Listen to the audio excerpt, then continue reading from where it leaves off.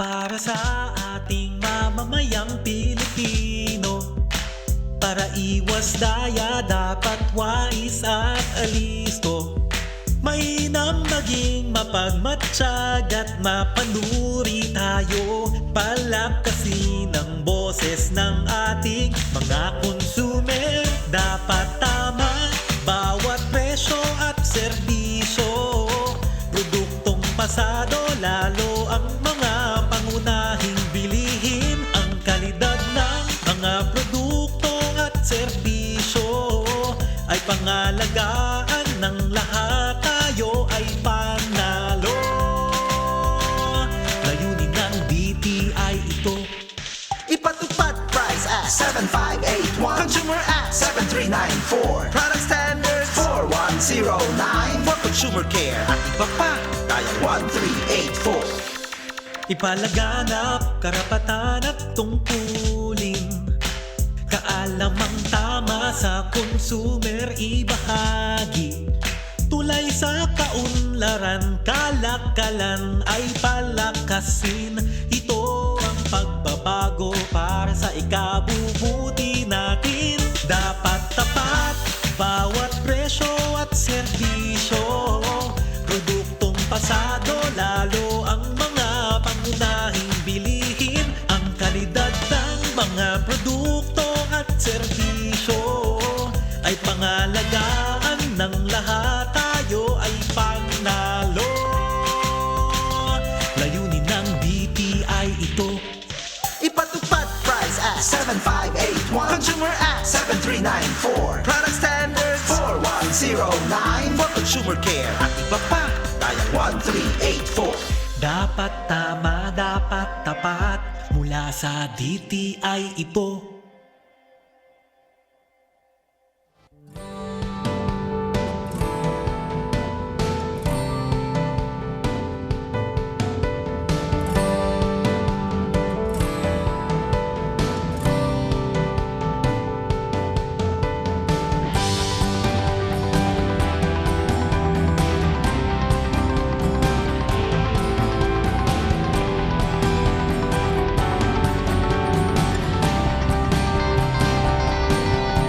Happy morning sa inyong lahat, mga kapatid. Araw na naman ng kwentuhang trabaho, negosyo, consumer o TNK, hatid po ng Department of Trade and Industry. Dito syempre sa Perfect Morning. Sa mga suki po natin na nakikinig sa Radyo 592.3 News FM at nanunood sa isa pa nating tahanan sa 1PH Signal Channel 1 at maging sa mga nakatutok sa ating FB page. Magandang araw po sa inyo. Samahan niyo po kami muli sa loob ng isang oras na namang talakayan. And some good news, mga kapatid. Ito po, to start our episode, I'm sure baka yung ilan po sa inyo narinig na ito, pero ulitin natin, baka marami po sa inyo ma-excite dito dahil ilang businesses na po ang papayagang magbukas partially sa GCQ areas sa unang araw po yan ng Agosto. Kabilang dyan po, yung mga nananaba na dyan, baka na dumadagdag ang timbang o nadagdagan ng isang layer ang kanilang mga bilbil, pwede na po magbukas ulit ang mga gym starting August 1. Pero yung mga exercise classes, maaring hindi pa po katulad ng Zumba kasi di ba mas maramihan po yan. So yan, hindi mo na encourage. Gym lamang, pwede nang bumalik. Computer shops, ayan, magbubukas na rin po. Ang testing and the tutorial centers ay papayagan na rin at ang drive-in cinemas. Pati na rin po yung mga personal grooming shop at aesthetic services ay papayagan na by August 1. Pero mga kapatid, hanggang 30% lamang pong capacity ang maaari dito at kailangan pa rin daw pong sumunod, of course, always sa ating health protocols.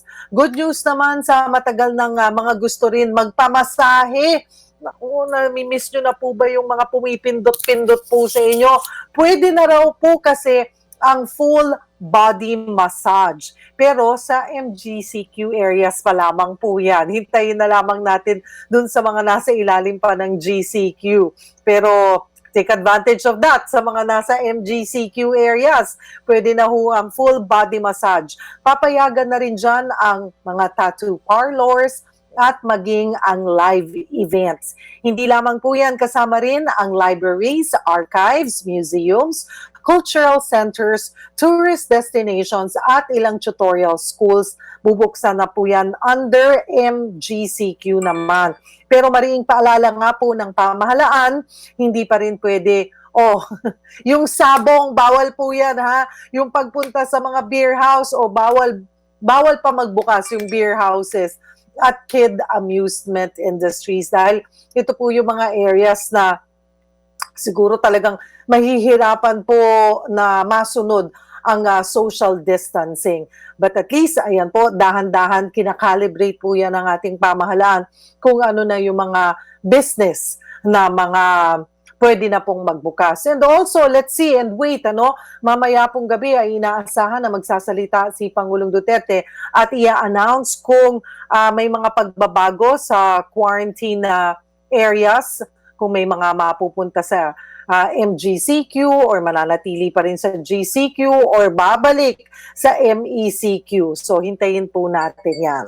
Okay, mga kapatid, simulan na po natin yung ating discussion. Yesterday ay kinamusta po natin ang Region 6.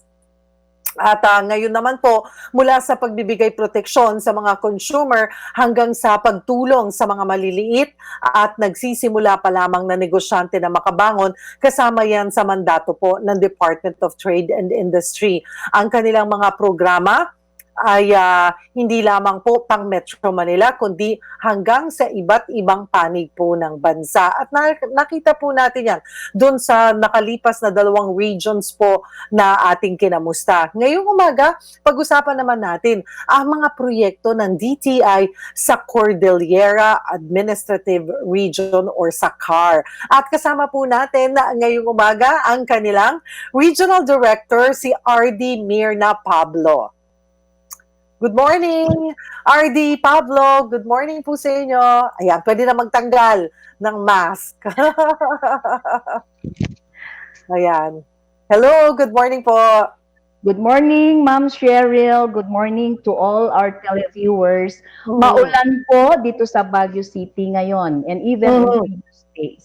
So nasa Baguio po kayo, di ang lamig-lamig ng panahon. Ang sarap.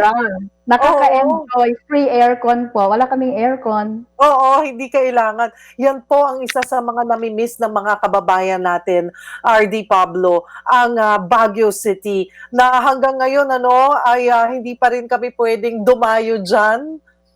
At ang sinasabi po yata ng inyong mayor, si Mayor Magalong, titignan, tentatively, September, baka pwede nang buksan.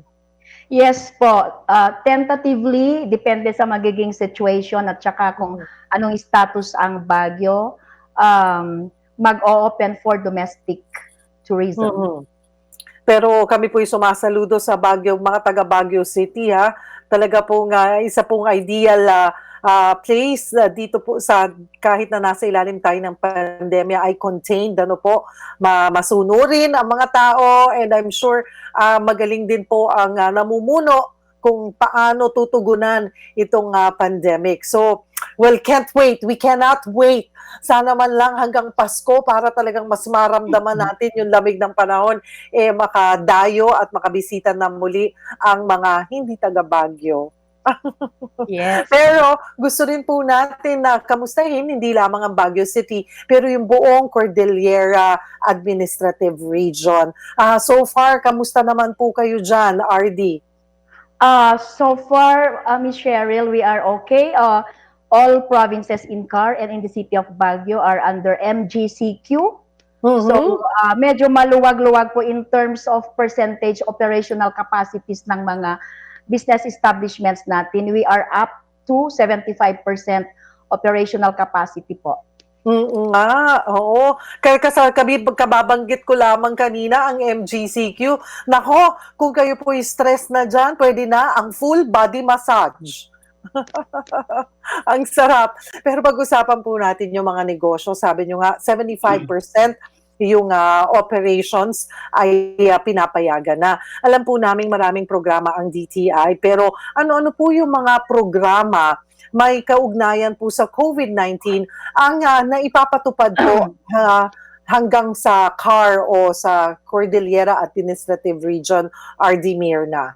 Yes, Miss Cheryl, ang dami po kaming initiatives, not only DTI but other government agencies, but more of DTI po yung isi-share ko in close partnership with the LGUs, no? So, I can share some of the major programs we are doing. Itong CARES program, alam natin na-discuss din siguro ito ni RD Bekbek, ito yung Enterprise Rehabilitation Fund Facility of the Small Business Corporation to help our MSMEs recover from the pandemic. The second one is our now regular inspection of establishments allowed to operate, as I said, 75% operational capacity for dine-in restaurants and even for our barber shops and salons and other establishments in Baguio. Na-mention mo na rin kanina yung bago, effective August 1. And of course, yung monitoring and enforcement natin which came in after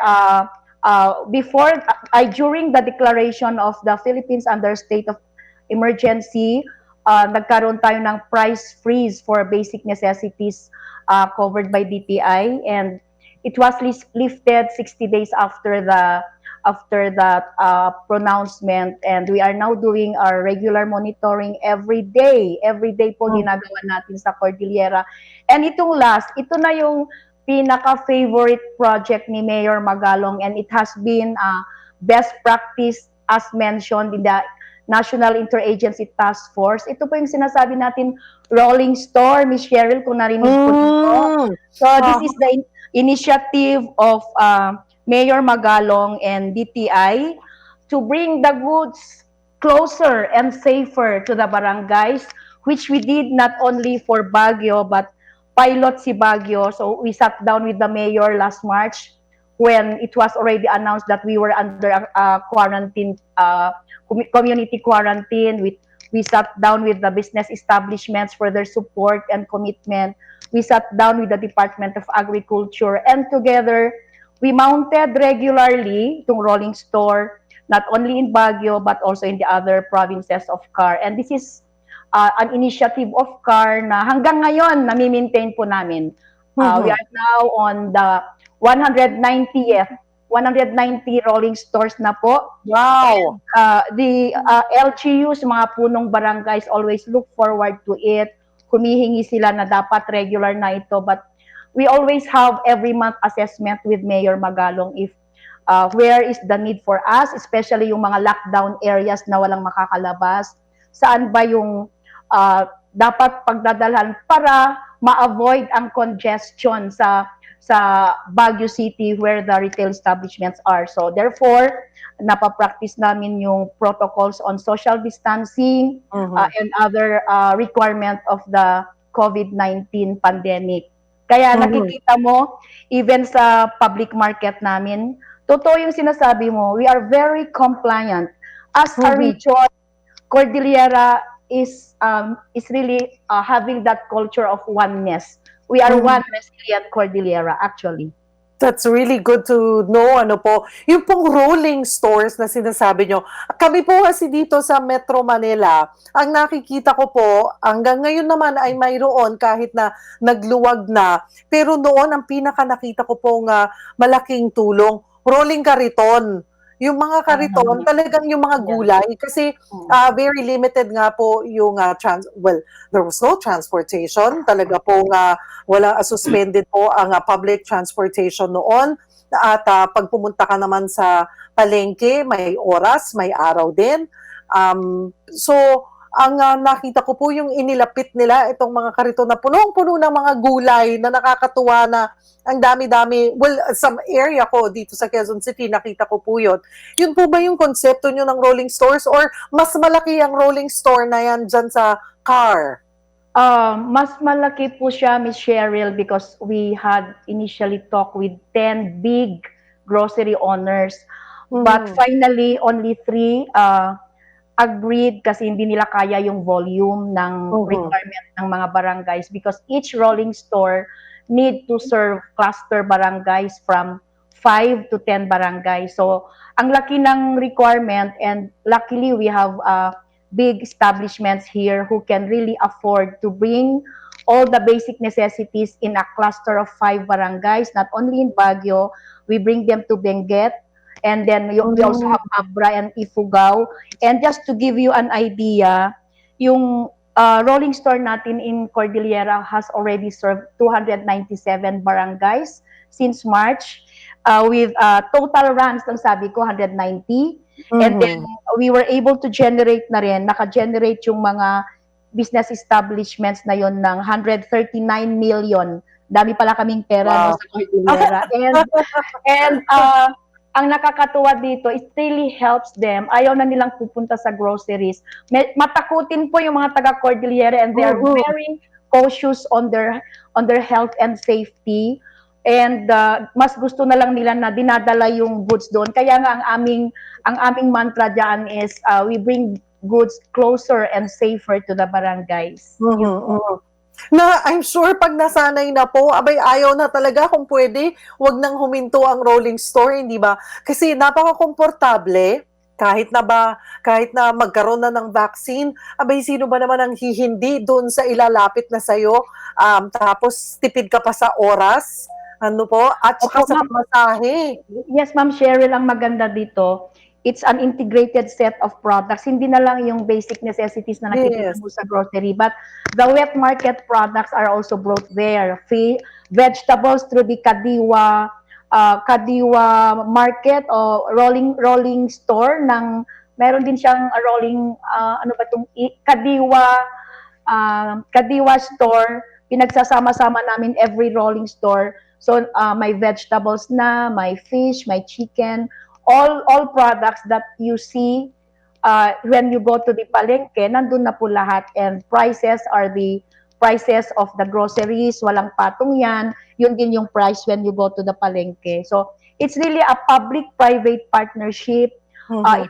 Dito mo makikita yung convergence in action among and between LGUs, DTI, DA, and the City Vendors Association. Nagsama-sama po sila every time that we have a rolling store. Mhm. At ito po ay sa buong rehiyon nangyayari. Ah, Uh, nag ah, sa nagkaroon po ngayon, hindi po. Nag-start sa Baguio, then ah, pumunta sa Benguet, then pumunta sa Abra and Ifugao. So for the other provinces na hindi ko na-mention, like Mountain Province and Kalinga, may limitation kasi ng supply nila.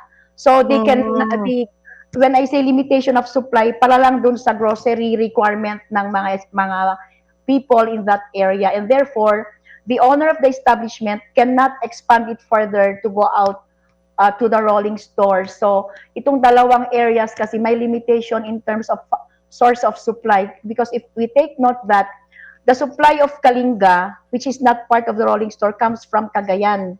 And may mga hmm, limitations sa borders. Alam mo yan, yes, iba-ibang LGU, iba-ibang guidelines. Ayaw nilang totoo. papasukin yung iba.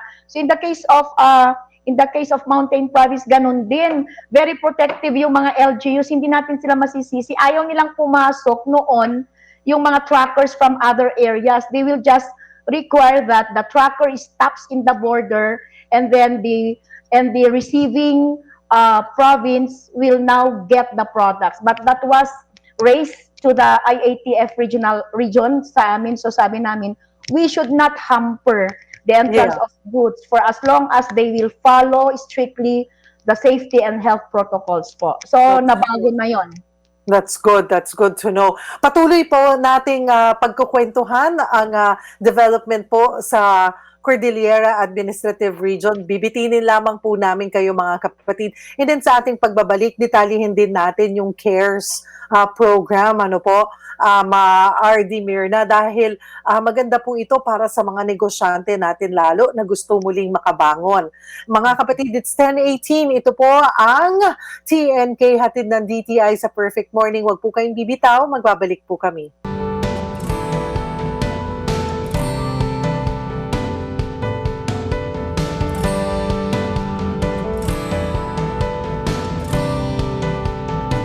Oras natin mga kapatid, 10:22, kami po ay nagbabalik dito sa Trabaho, Negosyo, Consumer. Hatid po ng Department of Trade and Industry dito po sa Perfect Morning.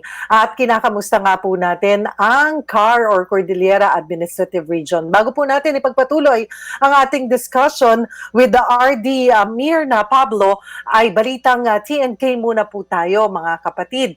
Kinilala si 2018 Miss Universe Catriona Gray bilang ambassador ng One Town, One Product na programa po ng DTI. Pinangunahan ni Aztec Dempna Dunaga, OTOP National Program Head ng event, ang event na dinaluhan nila Trade Secretary Ramon Lopez at ng iba pang opisyal ng DTI. Ayon kay Secretary Lopez, isa raw ito sa mga paraan upang mapalaganap ang mga innovation para sa micro, small, medium entrepreneurs o MSMEs. Bilang ambassador ng OTOP, layunin ni Catriona na maipakilala ang moda o ang modernong obra disenyong atin. Makikipartner siya sa 64 na weaving communities sa buong bansa, kabilang ang 47 local autopreneur designers. Magsasagawa siya ng virtual fashion show kung saan ipapakita ang mga disenyo ng moda weavers. Malay nyo, maimbitahan natin, di ba, Gaines? Si 2018 na Miss Universe Catriona Gray din dito po sa ating programa at mapakita niya itong ang mga gawa o likha ng ating mga weaving community sa buong bansa para ma-push ito pong industry ito. At pagdating sa weaving, kilala din po dyan ang CAR, ang Cordillera Administrative Region. Kasama na po natin, balikan natin si RD Pablo. Ayan po, and ma'am, ito po, bago po ang lahat, ulitin, i-announce na rin natin, kasi kapapasok lamang din po na balita mula sa Malacanang ay diniklara na nila bukas, July 31, regular holiday throughout the country in observance of Idil Adha. Yan po ay in-announce ni Executive Secretary Salvador Medialdea. Ayan, sa proclamation, Presidential Proclamation number 985. So yan po, bukas, holiday kayo. Kami may pasok. Wala kaming holiday masyado eh. Ang tanging sa amin na walang pasok, RD Holy Week, doon lang kami. Pero siguro pag ganitong may pandemya, kahit holiday, kayo hindi rin kayo masyado nag-holiday, no? Pumapasok pa rin.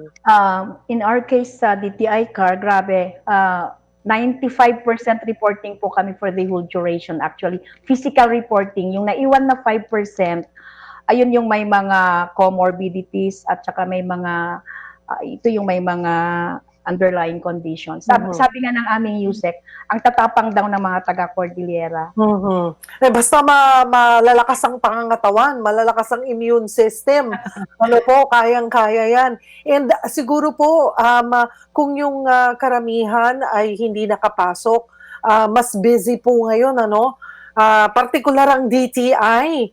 Dahil talagang Miss Cheryl, and siguro sabihin ko na rin lang, courtesy of the CTLGU, for 75 personnel of Baguio and the regional office na DTI. We underwent RT-PCR testing, all of us, for free. And thank God, what's the result? Negative po kami. Yes. That's good. That's wonderful. Yeah, diba, para kang nanalo sa loto doon. Para nga kaming nag-take ng difficult board exam, and while waiting for the result, it was a deafening silence among us in the office, and we know sa loob-loob namin medyo may worries kami, and then when the result came after 2 days, grabe na, kailangan nag-celebrate na kami because of that. Lahat po kami.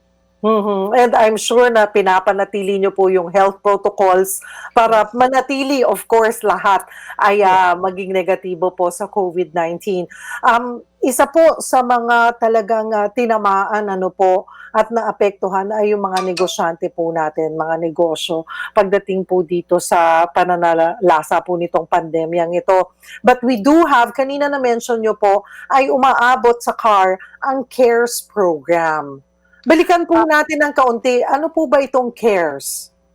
Yeah, we care at DTI for our MSME. CARES is COVID-19 assistance for assistance to restart enterprises, no? So, Mhm. COVID-19 assistance to restart enterprises, acronym po ng CARES, and specifically it's the Enterprise Rehabilitation Facility. Ito po yung in-enroll natin sa SAP Mhm. through yung sa Bayanihan to Heal as One Act, in-enroll po ng DTI, and we were allocated 1 billion for the regions to Mhm. implement itong CARES to for our MSMEs to recover, no? To recover from their losses as an effect of the community quarantines imposed since March. So in the Mhm. case of CAR, I'm happy to mention na kami po together with Region 4A ang first na na-awardan ng first set of beneficiaries sa CARES. So napaka-importante ito for them to recover from their losses. Nag-close na yung operation nila during the ECQ period. And in fact, for the 26,000 na MSMEs natin during the March and April period, uh, 10 to 15% lang ang nag-operate. And sino ito? Mga basic on food, no? Mga food establishments like, well, groceries and mga take-out na food. So you can imagine 15% of the 26,000 ang nag-close during that period. So when we became MGCQ, ngayon, as of this week, 50% na po yung operational sa amin na MSMEs. But operational are either partially or fully operational. Dahil Mhm. may problema ulit kami sa mobility ng products, di ba? Ang Baguio is the market.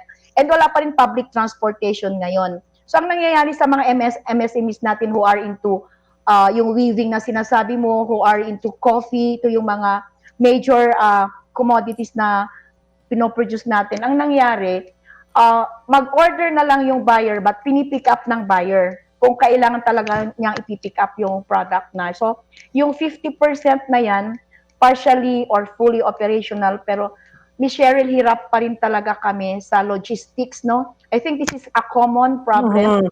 yung logistics, how to transport the product from the producer to the buyer, either B2B or B2C. So, ang ginagawa namin ngayon, we are now having a series of webinars or trainings online for our MSMEs on the logistics side. We are bringing in some local riders who can bring out the products from the producer. So habang nasa quarantine period tayo, ang daming seminars, what are the e-commerce platforms that we need to now to introduce to them, and Mhm. ano yung mga logistics na available for them, and ano yung fintech, financing technology para magiging cashless ang transaction. Alam mo naman ngayon, mga transmission din sa COVID-19 are caused also by handling of cash. So, yung GCash, Paymaya, ini-introduce na namin dati ito, pero at that time, pre-COVID in previous years, hindi nila masyadong pinapansin yan, di ba? Because Mhm. they were Yes. able to transport their products na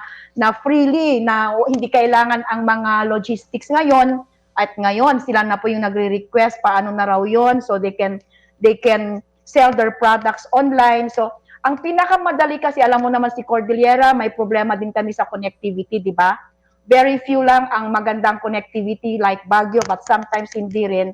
Ang ginagawa namin is, yun nga, yung mga webinars natin for continuous na Mhm. po ngayon yan, Michelle, na ginagawa namin to make sure na Yes. may connect natin ang product to the consumer. Siguro po, RD, kung dati po ay ang iniisip, ang ginagawang thinking lagi and planning of course ng DTI pagdating sa ating mga entrepreneurs ay gusto natin maging ahead sila. Advance tayo, di ba? Advance yung planning. Pero kasi hindi natin maiaalis kahit naman tayo yung individual. Kung ano yung nakasanayan natin, nandun na tayo, yung comfort zone na natin. Ayaw na nating umalis dun eh.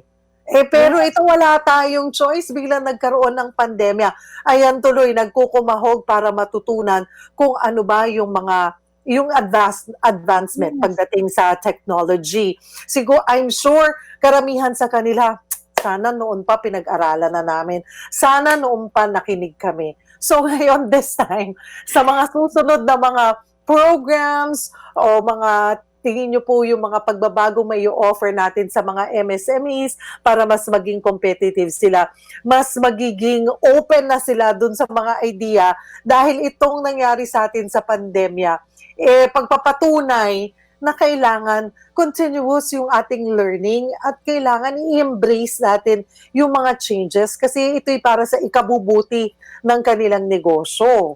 Tama yun, Miss Cheryl, but yung problem natin sa connectivity, well, that was also mentioned by the President. It's also happening here. So that's why we had a lot of resolutions, requests to the telcos na we cannot go full blast dyan sa e-commerce platform for the business if the connectivity is weak. So we keep on bringing this out to the Regional Development Council and we are doing some things naman. They are trying their best accordingly to connect us. But meantime, we always find ways. Kasi si DTI, we find ways, we make things happen when they're not happening, especially during this new normal. So last week and the previous week, we had this sinasabi ko sa'yo na e-commerce platform, logistics, and financing technology, fintech, for them, and they appreciate. Kasi dati, nung pre-COVID days, happy na sila sa personal nilang FB accounts, di ba? Ganun lang ang marketing nila.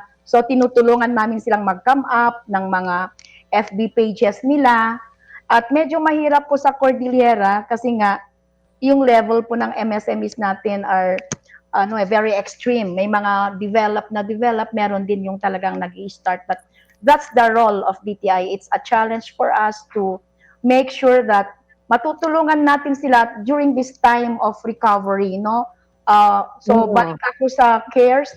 As I said, from the 1 billion na allotted for the whole 16 regions, kami po yung with Region 4A ang first na nag-award with, online din yung awarding namin with Secretary Lopez, Yusek Bless. We were able to have an approval of 23 million from that 1 billion and release to date is 7.6 million and that's a very meager 32% lang po sa total approve ang nai-release so far sa amin, but medyo happy na kami and sana tuloy-tuloy pa rin yan kasi na-announce din ni Secretary namin na may additional po yatang 1 billion which is being administered by the Small Business Corporation, an attached agency of DTI. At Ms. Cheryl, ito po yung maganda pa. Si Mayor ng Baguio, but this is only for Baguio MSMEs, came up with its own stimulus package. Now, meron siya ngayon 10 million for the Baguio residents. So, yung hindi na-avail, naka-avail dun sa CARES ng DTI, papasok ko ngayon dyan sa that's nice. So, madadagdagan po yung mga negosyante na makakabangon. Well, kung pagbabasihan po natin yung kagaya yung mga bills na nakapending po sa Kongreso, no, sa ating mga mambabatas, pero I'm sure ito po yung kanilang priority dahil na-mention po ito ng Pangulo, ay bahagi dyan ay yung pagdagdag ng pondo na pwedeng mapahiram sa ating mga negosyante ng walang interes. 6 to 12 months, I think, meron lamang processing fee pero zero interest po ito para sa ating mga negosyante. And also, na-mention nyo po yung mga telco, I think mas mabibigyan po ito ng pansin. But we know na hindi lamang po ito problema ng telco, but kanina po kasi ay nakausap namin si Congressman Jericho Nograles and he was saying para makapagtayo daw ang isang telco ng isang cell site takes 8 months. So parang it takes 8 months daw po at ang dami palang pagdadaanan. So ito yung isa sa magandang aksyonan din ng ating pamahalaan, yung red tape. Yung dami ng pagdadaanan para makapagpatayo ng isang cell site, maging yung mga residente, LGU. So it's a whole, the entire community's issue din sa bawat para mas mapaganda yung connectivity po natin. Well, masarap ang aming kwentuhan, mga kapatid. Huwag po kayong bibitaw. Marami pa po tayong pag-uusapan. Kasama po natin si RD Mirna Pablo. Magbabalik po kami dito sa TNK, hatid ng DTI sa Perfect Morning.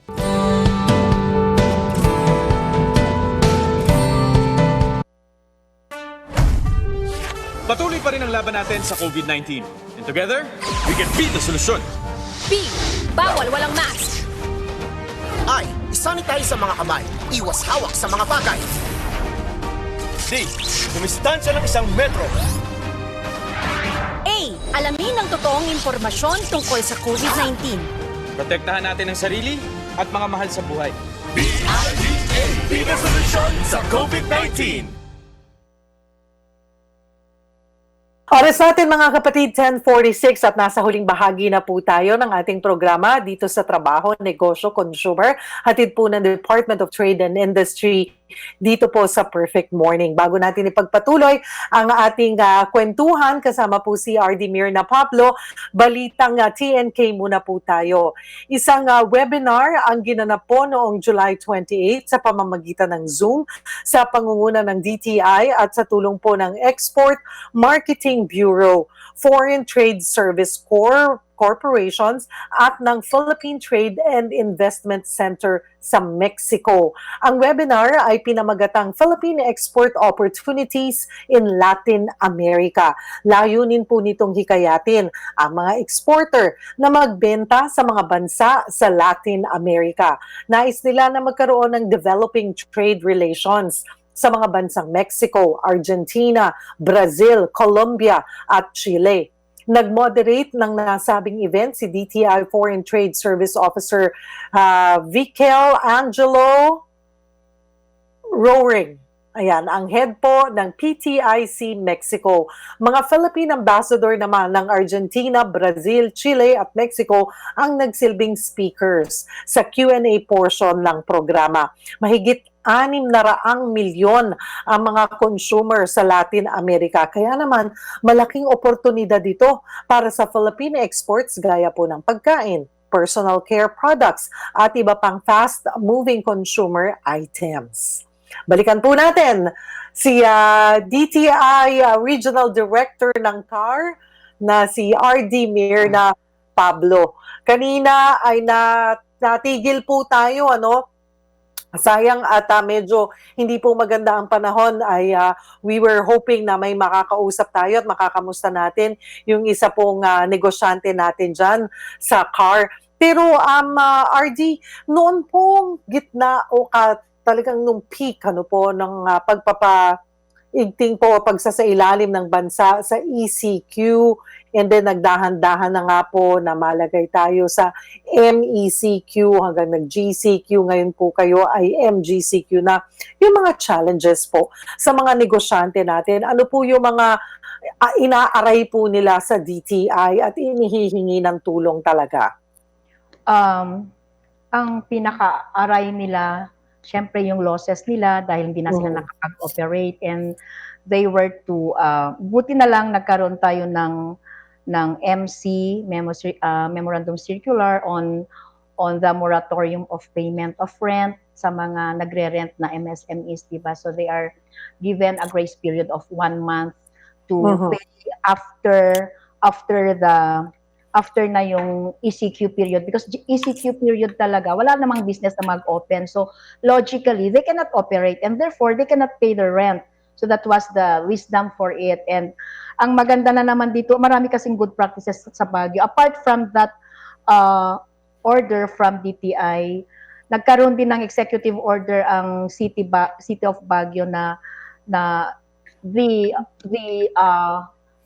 lessors should be more considerate in giving this kind of support to the businessmen who cannot operate. So that is in place until now, na for as long as they are not operating, they are given grace period to pay, which can extend to a maximum of 6 months. Di ba, kasama din yan sa memo circular ni Secretary Lopez. So yun yung isang challenge nila, walang capital, kaya pumasok si CARES na maski maliit lang yung amount, average of between 50,000 to 80,000 yung na-receive ng mga MSMEs in CAR, makakatulong maski pa paano to replace their inventory and for working capital. So ano pa yung ibang challenges, yun na nga, hindi nila may transport ang products.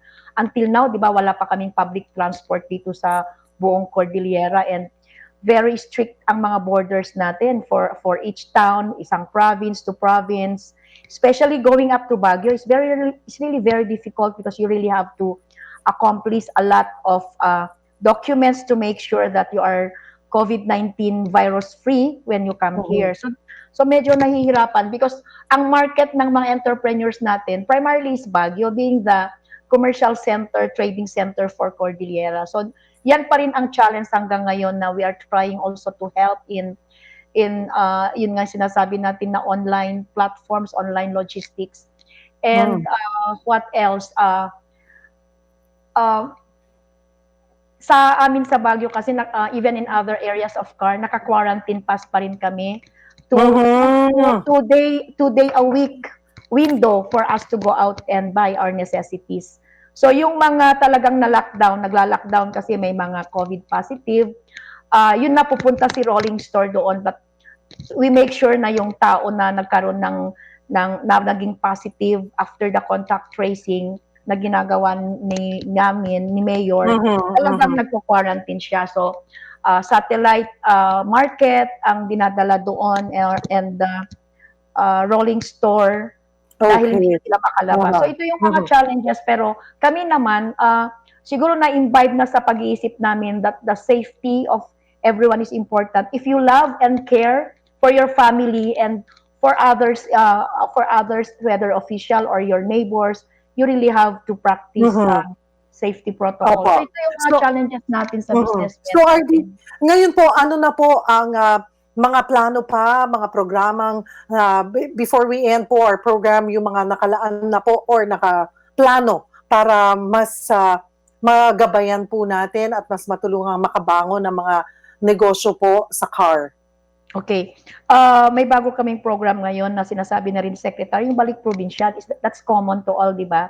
So we are now trying, there's now augmentation of fund from DTI kung paano bigyan ng working capital. Yung priority sana yung mga balik probinsya, yung decongesting Metro Manila and other urban areas going back to the Philippines. Kaya nga, nagtitim ngayon ang DTI, Department of Agriculture, as mentioned by the President, on agribusiness, because we are an agribusiness region, and most of the vegetables and food that you are taking in Metro Manila comes from our area, di ba? Yes, opo. Marami kami. So, doon kami mag-focus with the Department of Agriculture. In fact, we are now scheduling meeting for convergence purposes with the Department of Agriculture. Ano yung i-strengthen natin? Because we need to maintain yung food security natin as a region, and that's also the national program. Dapat may security tayo sa food in all areas of food production. Since we are an agri-based region, we are looking at the value chain from production to processing. Maski self-reliant, self-sufficiency na lang ang gagawin natin, hindi naman na siguro kailangan na i-transport natin lahat yung mga products natin sa other regions if we are not self-sufficient. So self-sufficiency should be the first thing, and then later on, we can also transport them to other areas. Yun po yung gusto natin i-strengthen. Balik probinsya, tulungan po natin yung mga bumabalik dito. Yung mga businessmen, tutulungan at itutuloy pa rin through the CARES program with that additional fund na ibibigay. And we are looking at LGUs who have also the fund like the stimulus package of the City of Baguio. Baka pwede rin nilang i-share at no interest with the model of the Small Business Corporation, no interest-free with a grace period of 6 months. Yan po yung mga programs natin ngayon. That's wonderful. Yes. RD, thank you so much for joining us, and I'm sure hearing all those programs, ay maaring nasa Baguio kayo, pero yung buong region ay nakatutok at umaasa, of course, na mas mapadali at mapabilis ang pag-ahon ng mga taga-CAR. Thank you for joining us this morning. Sana sa susunod magkita na tayo at ako ang pupunta dyan sa Baguio. Yes, we are looking forward to that, Ms. Cheryl. The local tourism should be moving already, so business will be Soon. bouncing again for CAR. Thank you so much for Thank you. allowing us to share the programs that we are doing during this COVID-19 pandemic time. Thank you. Thank you, RD Mirna Pablo ng CAR. Samantala mga kapatid, katulad po ng nabanggit namin kahapon ni Yusek, meron pong programa ang DTI called Bagsakan. Well, meron pong bagsakan na nangyayari ngayon dyan po sa may Green Hills area. Kasama po natin si Undersecretary Abdul Gani Makatoman. Nandiyan na ba si Yusek? Hi Yusek! Akala ko nandun ka mismo sa Green Hills. Pero Yusek, Good morning, Cheryl. Oo, kanina po ay nandun po tayo sa Green Hills para dito sa Bagsakan Center po natin. Kasi sa totoo lang po, itong nangyari sa atin sa pandemic, yung mga national food fair natin, national trade fair natin ay nakansila. Kaya sa pamamagitan po ng mga Bagsakan Center, inumpisahan po natin yan nung na-cancel po yung national trade fair natin nung March. So, unang ginawa po natin ng Bagsakan is dito na po sa DTI main building sa yung parking area po natin. Pero ngayon po naka 16 Bagsakan event na po tayo. So ngayon po ay nakatulong tayo ng 65 MSME. Ngayon po 23 exhibitors na nandoon po ngayon sa Green Hills. Lalo-lalo na po yung mga fruit ano natin, yung mga growers natin, vegetables growers natin at saka mga kooperatiba po ng mga maliliit na MSME natin. so ngayon po, ngayong araw lamang po itong ating pang-16, sabi nyo nga po, na bagsakan event. And then this is, nagsimula po ito kaninang anong oras at hanggang anong oras po pwedeng dumayo sa bagsakan natin dyan sa G-Strip parking area dyan sa Green Hills Mall? Kanina po, nag-umpisa tayo as early as 7 o'clock in the morning. Nakakatuwa nga po kasi medyo may konting ambon kanina pero napakaraming tao po at yung Green Hills ko, yung mga nakatira sa Green Hills ay nandun sila, punong-puno po yung ating area kanina doon sa parking area. Kasama, kasi kompletong-kompleto po yung mga paninda ng ating mga MSME. Alam mo, nakikita natin, Ms. Cheryl, lalong-lalo na yung during the time of ACQ, yung mga growers natin, yung mga farmers natin, vegetable farmers, at saka yung mga fruit farmer natin, nasasayang kuminsan yung mga produkto nila. Kaya ngayon, wala rin yung na-cancela na rin yung National Food Fair natin, National Trade Fair. So, ang BDTP po, pinangunahan ni Director Mabok ay talagang ito, naka 16 Bagsakan Center na po tayo. That's tapos wonderful. napakaraming tao, tinatangkilit po talaga ng mga kababayan natin itong programa po ng DTI. So pansamantala, ito po ang kapalit ng ating mga trade fairs, ang ating bagsakan. And again, today mga kapatid, meron po tayo hanggang alas 2 po sila ng hapon dyan. Umulan o umaraw, nariyan po. At ang fini-feature po mga produkto ay ang NCR, Rizal, Laguna, Palawan at Oriental Mindoro. Again, that's today sa G-Strip Parking Area, Green Hills, hanggang alas 2 ng hapon. Siguro po, Yusek, sa mga susunod na bago magbagsakan ulit, we'll have you again. But thank you at naisingit nyo po kami sa oras. Again, maigsi na lamang po, imbitahan nyo yung ating mga kapatid na suportahan ang bagsakan events ng DTI. Opo, tayo po ay nananawagan, Ms. Cheryl, sa ating mga kababayan na suportahan natin itong mga MSME natin. Ngayon po may 23 exhibitors po na tayo at yun na nga, may campaign tayo, buy local, eat local. Malaking tulong po ito sa ating mga MSME na yung mga produkto nila ay hindi sila mahinto sa pagtitinda ng mga produkto. At yung mga kababayan po natin na nandiyan sa Green Hills, kami po ay nananawagan hanggang alas 2 po ay nandun pa yung mga MSME natin. At nagpapasalamat din po tayo sa mga partners natin, lalo na po ang Green Hills Management at yung ROG natin, yung regional office natin, nabanggit nyo po kanina, yung NCR, Region 1, 2, 3, 4, at saka Region 5 po. Yung mga provincial offices po natin na talagang tinutulungan nila yung ating mga MSME sa mga area po nila. Thank you so much for joining us. Alam po namin busy kayo at naisingit nyo kami sa oras. We'll see you again, Yusek. Marami pong salamat. Ayan, mga kapatid, para po sa iba pang mga katanungan, maaari po kayong tumawag sa 0956-091-6570, 0927-428-0457 or bumisita po sa website ng DTI, www.dti.gov.ph. Thank you so much for joining us.